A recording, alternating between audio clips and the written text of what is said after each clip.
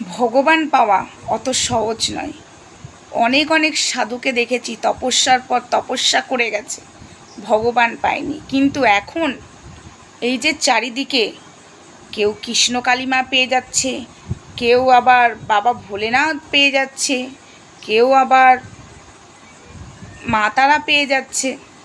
খুব ভালো কথা, ভগবানের সেবা করো, ভগবানের পুজো করো, কিন্তু এটা বলো না যে ভগবান তোমাদের সাথে কথা বলে, ভগবান লোকের সমস্যা তোমাদের সামনে তুলে ধরে। তাহলে যেসব ভক্তরা যাচ্ছে তাদের সমস্যাগুলো কৃষ্ণকালী মা মহাদেব ঠিক করে দিচ্ছে, আর যারা যাচ্ছে না তাদের কেন ঠিক করছে না?